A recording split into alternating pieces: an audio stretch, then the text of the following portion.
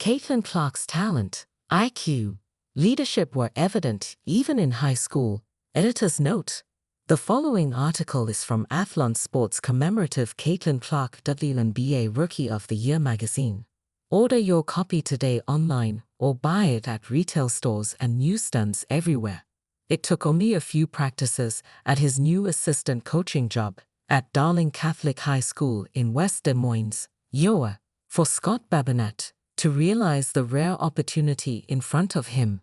You're never going to believe this, but we are coaching a player that will become the female version of Steph Curry in many people's minds, Babinat recalls telling his friend over the phone in 2016. Babinat, who had moved from the Bay Area to West Des Moines, was used to watching Curry's dazzling play for the Golden State Warriors. But in his 20-plus years of coaching experience, he hadn't coached a player with a similar skill set to Curry until he met Caitlin Clark, quickly cementing herself as a varsity starter for the Dowling Catholic girls basketball team. As a freshman, Clark was anything but intimidated. Dowling head coach Kristen Meyer specifically remembers two plays Clark made during her first team camp, held at Creighton University: a three-quarter court bounce pass and a behind-the-back toss that perfectly set up her teammates at the rim. It kind of shocked everyone in the gym just that she had the guts to do it, but also that she was able to execute it so well, Meyer says. Along with Clark's prolific passing king shots from well behind the arc and an advanced basketball IQ relative to her peers, Clark's mention of movements, positioning, and mismatches on the court made Meyer feel like she was talking to another coach in the huddle. Ella Maffei, who was Clark's high school teammate from 2017 to 20 and currently plays softball for the University of Michigan, says Clark was always 3 or 4 steps ahead of everyone else. When it was time for the team to come together and watch film of the next opponent, Clark had already studied the tape 2 or 3 times. She already knew the other team's tendencies, had a good idea of who was going to guard her, and had created a plan to expose said defender. Clark frequently texted McVeigh and the rest of her teammates to shoot with her outside of practice. What started with Clark alone in the gym would soon turn into a group of 10 players putting in extra reps. Of course, she always made sure that she was the first person to get to extra shooting, so she could get extra shooting before the extra shooting, McVeigh says with a laugh. Clark would see the game in slow motion, often passing the ball to places her teammates didn't even know they were going to be in, leading to dropped passes and missed buckets. McVeigh says Clark played too fast for the referees most of the time too. Because she's so hard to guard, the opponent is fouling her pretty much every single possession, at least 1 or 2 times, because she's just so much more skilled and quicker and knows how to get people off balance, Meyer says. But also, as a ref, you can't call every single one, or, the game doesn't get to be played, right? The difference in skill paired with the standards Clark set for herself and her teammates naturally caused some frustration. While Meyer says Clark's attitude wasn't mean-spirited and didn't affect the chemistry of her team because they all got to know each other outside of basketball, it was still a concern. As Clark became more of a household name across America, more college coaches started showing up at open gyms and games. Meyer didn't want Clark's body language to be a reason why a smooth no.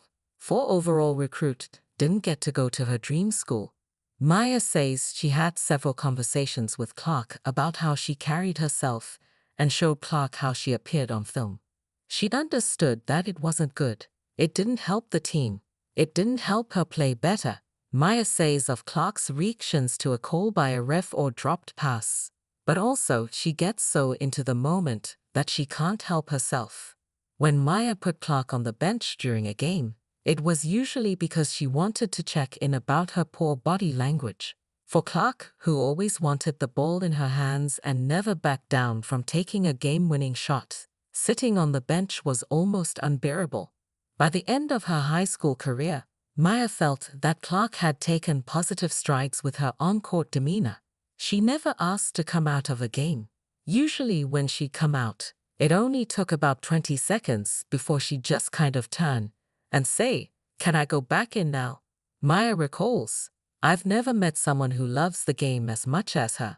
Because Clark's love for the game ran so deep and her emotions ran so hot, what impressed her coaches and teammates most was her ability to keep results on the basketball court separate from the rest of her life." I feel like all the greats kind of have that tendency where it's like, when they flip the switch, they're in kill mode, McVeigh says. But not only does Caitlin have that quality, but she also has the quality of being a sister, being a daughter, being a friend to a lot of the people in her life. Something I think people need to recognize is that she's just a person. Generational talent aside, Clark was in many ways a typical high schooler. She loved dancing and singing along to the high school musical soundtrack. She found joy in going to the Come and Go convenience store and mixing slushy flavors to make the ugliest looking drink possible, or making Dunkin' runs for her teammates before morning practice. Clark always had a witty comment for every situation and never failed to call shotgun before getting in the car, sometimes leaving the upperclassmen stranded in the backseat. She would always do these quirky things, like come into the gym with a huge jersey on and socks that she pulled all the way up to her knees. She was the goofball of the team, says Anna Wanek, who played with Clark for 2 years in high school before continuing her basketball career at Minnesota State University Mankato. Starting with her freshman year, Clark made it a tradition in the Maroons locker room to listen to all 3 minutes and 20 seconds of All-Star by Smash Mouth before pricking warm-ups.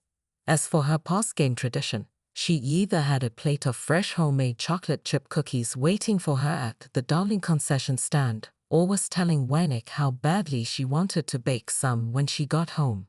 To this day, Wanek can't look at a package of Nestle Toll House cookie dough without thinking of her old teammate. As soon as the game was over, she would say hi to her family and then beeline for the concession stand, which was so funny, McVeigh says of Clark. There were times when Clark would sneak by the concessions before practice or games and ask owner Brian Hobbs to slip her a couple of cookies. One time before practice, Clark got caught in the act. "Can't you eat bananas or something instead?" Maya asked Clark. "Hey, I think these seem to be working all right for her," Hobbs chimed in from behind the counter, eventually handing over warm chocolate chip cookies to the star point guard. "Yeah, you're right," Maya laughed.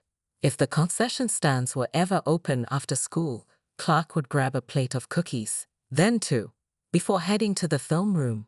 Maya remembers getting a text from Clark one afternoon saying she and a few other teammates would be late to film because they were waiting for cookies to get done.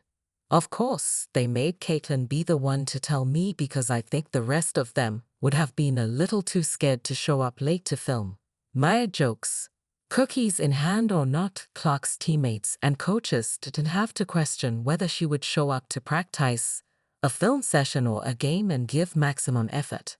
After being left off Team USA for the U17 World Cup in 2018, Clark came back to the gym with a vengeance. "Next time you go to try out, make sure you're putting yourself in a position that they can't leave you off the team," Maya told her. Clark went on to average 32.5 points, 7.0 boards, and 3.5 assists her junior season, and 33.4 points, 8.0 rebounds, and 4.0 assists as a senior, earning back-to-back Iowa Gatorade Player of the Year honors. She committed to Iowa over Notre Dame in November 2019 with hopes of turning her home state program into a national championship contender.